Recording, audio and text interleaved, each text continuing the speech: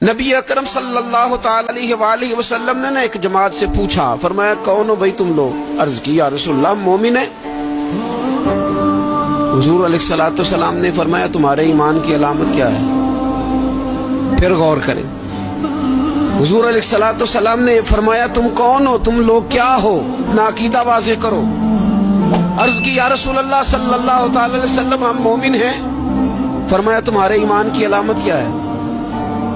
انہوں نے عرض کی یا رسول اللہ رب نعمت دے تو شکر کرتے ہیں، آزمائش ڈالے تو صبر کرتے ہیں، اللہ کے فیصلوں پہ راضی رہتے ہیں۔ اب رسول پاک صلی اللہ تعالی علیہ وسلم نے جو بات کی ہو قلم ٹوٹ گئے، قربان ہونے کو جی چاہا۔ محبوب فرمانے لگے تم لوگ کیا ہو؟ یا رسول اللہ مومن ہے۔ تمہارے ایمان کی علامت کیا ہے؟ حضور علامت یہ ہے کہ رب کی رضا پر راضی رہتے ہیں، مصیبت ڈالے تو صبر کرتے ہیں، اگر کبھی مشقت آ جائے تو صبر کرتے ہیں، اگر وہ نعمت دے تو شکر کرتے ہیں، گویا ہر حال میں رب کی رضا پہ راضی ہیں۔ اب محبوب کریم نے کیا فرمایا؟ حضور فرمانے لگے اللہ کی قسم تم مومن ہو۔ حضرت علی شیر خدا، فجر کا وقت تھا، ہاتھ میں چھڑی پکڑی تھی، 63 سال عمر مبارک تھی، کوفے کی جامع مسجد میں نماز پڑھانے آ رہے ہیں، ہر دروازے پہ دستک دیتے اٹھو الصلاۃ خیر من النوم۔ رستے میں حضرت علی لوگوں کو جگاتے جگاتے آئے۔ جب مسجد کوفہ میں پہنچے تو ایک بدبخت خنجر چھپائے کھڑا تھا، اس نے حضرت علی رضی اللہ تعالیٰ عنہ کو خنجر مارا۔ وہ دوستانہ جو 10 سال کی عمر میں شروع ہوا تھا، جب شیر خدا کو خنجر لگا تو پتہ لفظ کیا تھے؟ فزت برب الکعبہ، لوگوں رب کعبہ کی قسم میں کامیاب ہو گیا، میری زندگی دین کے کام آ گئی، میں کامیاب ہو گیا۔ حضرت علی کی داڑھی ساری لہو سے بھر گئی۔ حضرت شیر خدا فرمایا کرتے تھے ایک دفعہ میں بڑا بیمار ہوا، میرے سے اٹھ کے کھڑا نہیں ہوا جاتا تھا، حضور تیمارداری کرنے آئے تو میں نے کہا یا رسول اللہ پتہ نہیں بچوں گا کہ نہیں۔ حضور نے فرمایا علی نہیں، تو اس وقت دنیا سے جائے گا جب تیری داڑھی لہو سے رنگین ہو جائے گی۔ شیر خدا کہتے ہیں جب زخم لگا تو میں نے نیچے جھکا کر دیکھا تو داڑھی لہو سے بھری ہوئی ہے، میں نے کہا بس وہی کامیاب ہو گیا۔ جامع مسجد کوفہ میں مولا علی نے سر سجدے میں رکھا، اور اسلام کی تاریخ کا وہ شخص جس شخص نے اپنی بچپن سے لے کر جوانی، جوانی سے لے کر بڑھاپا، اور جاتے جاتے امام حسن اور حسین کو قریب بلایا اور وصیت کر گئے بیٹا جینا اسی کا ہے جو دین کے لیے جیے، بیٹا مرنا اسی کا ہے جو دین کے لیے مرے، جس دھج سے کوئی مقتل میں گیا وہ شان سلامت رہتی ہے، یہ جان تو آنی جانی ہے، اس جان کی کوئی بات نہیں۔ حضرت شیر خدا کرم اللہ تعالی وجہ الکریم خاتم الخلفاء تھے، ان پر خلافت اسلامیہ ختم ہوئی۔ حضرت علی رضی اللہ تعالیٰ عنہ جس دن وصال ہوا، آپ کے بیٹے کہتے ہیں اس رات مولا علی نے خزانے کا مال سارا ایک رات پہلے تقسیم کیا، اور پھر جس جگہ مال خزانہ ہوتا تھا وہاں 2 نفل پڑھ کے کہا اے اللہ میں نے تیرے بندوں کی امانت تیرے بندوں تک پہنچا دی ہے۔ زندگی دین کے نام کر کے وہ شیر رخصت ہوئے۔ 21 رمضان المبارک کی شام ڈھلی تو حضرت علی المرتضیٰ شیر خدا رخصت ہوئے۔ حضرت بلال آئے جناب عمر سے ملنے، کیسے وہ کس طرح بھی آئے تو عمر خاطر میں نہ لائے، پر بلال حبشی دروازے پہ داخل ہوئے تو فاروق اعظم نے کرسی چھوڑ دی، ہاتھ باندھ کے کونے میں کھڑے ہو گئے، کالا رنگ ہے، نام بھی لکھنا نہیں جانتے۔ لوگ کہنے لگے عمر کون آ رہا ہے جس کے لیے تیرا اتنا استقبال ہے؟ حضرت عمر کہنے لگے چپ کر جاؤ، اس کی بات نہ کرنا، اسے آنے دو۔ حضرت سیدنا بلال آئے، کہنے لگے امیر المومنین کیا کر رہے ہو؟ فرمایا نہیں چپ کر یا، بازو پکڑا اپنی کرسی پہ بٹھایا۔ حضرت بلال کہنے لگے حضور میں غلام ہوں، مجھے تو طریقے بھی نہیں آتے ان کرسیوں پہ بیٹھنے کے، میں تو غریب ماں کا بیٹا، غلام باپ کی اولاد، یہ آپ کیا کر رہے ہیں؟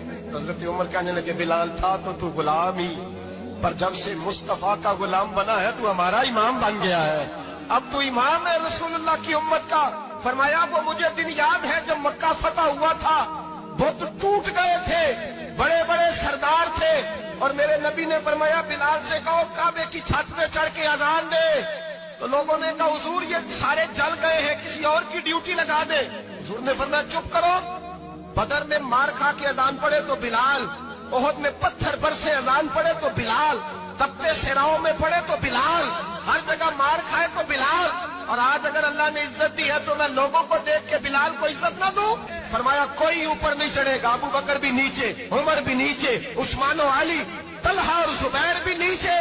آج یہ حبشی غلام کعبے کی چھت پہ چڑھے گا اور میں دنیا کو بتاؤں گا کہ اصل عزت اسی کے پاس ہوتی ہے جو رسول اللہ۔ رب کریم نے فرشتوں سے فرمایا کہ واتخذ اللہ ابراہیم خلیلا، ابراہیم میرا دوست ہے۔ تو فرشتے کہنے لگے یا اللہ جسے اتنا کچھ دیا جائے اس نے دوست تو بننا ہی ہوتا ہے، تو نوازا ہی پڑا ہے، اتنا مال، اتنے کھیت کھلیان، اتنا کچھ۔ اللہ کریم نے فرمایا جاؤ آزمائش کر لو، امتحان لے لو۔ فرشتہ امتحان لینے پہنچ گیا۔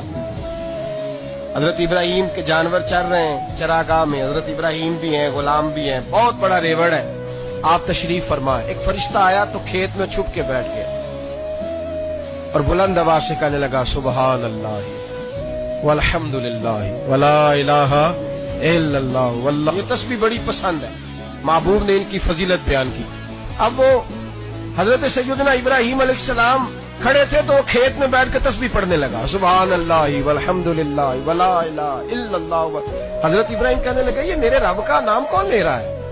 بڑی اس کی میٹھی آواز ہے، بڑی، کون ہے؟ ڈھونڈنے لگے، گھومتے گھومتے اس کے پاس چلے گئے، فرشتہ انسانی شکل میں۔ تو میرے رب کا ذکر کر رہا تھا؟ اس نے کہا میں ہی کر رہا تھا۔ فرمانے لگے یار ایک دفعہ پھر نہیں کرتا؟ تو کہنے لگا ابراہیم پہلے تو میں اپنی مرضی سے کر رہا تھا، تو کہتا ہے تو پیسے لگیں گے، پیسے ہیں تو کر دیتا ہوں۔ حضرت ابراہیم کہنے لگے بول تو کیا لے گا؟ میرے اللہ کا ذکر سنانے کا کیا لے گا؟ کہنے لگا جتنی بکریاں آپ چرا رہے ہیں ساری دے دے تو میں اللہ کا ذکر سنا دیتا ہوں۔ اور آپ نے فرمایا بس جا تیری ساری ہوئی، میرے رب کا ذکر سناؤ۔ اور پھر شروع ہو گیا سبحان اللہ الحمد للہ ولا الہ الا اللہ واللہ اکبر۔